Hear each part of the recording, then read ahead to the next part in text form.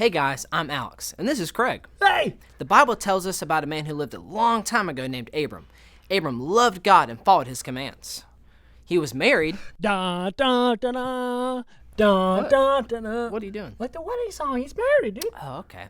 To a woman named Sarai. More than anything, Sarai wanted to have a baby. Man, As she grew older, she started to believe that she would never have a child of her own.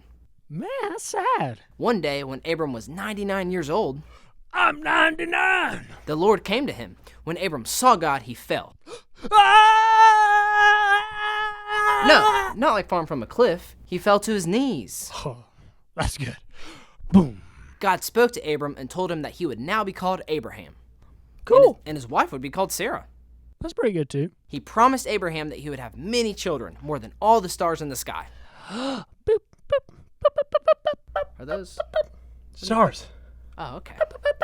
Even kings and nations would come from his family. Ba ba ba. God promised to be the God of Abraham and the God of all his family to come. Next, God told Abraham some very surprising news.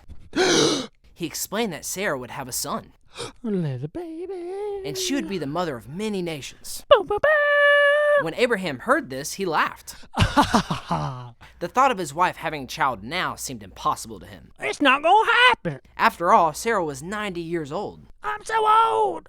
Even though it didn't make sense to Abraham, God promised him again that Sarah would have a son by the next year. Ba ba.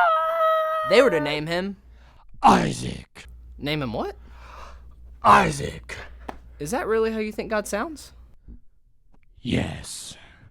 Okay. God promised to be with Isaac. and his children to come after him. When Sarah heard what God had said to Abraham, she laughed. She knew she was too old to have a baby.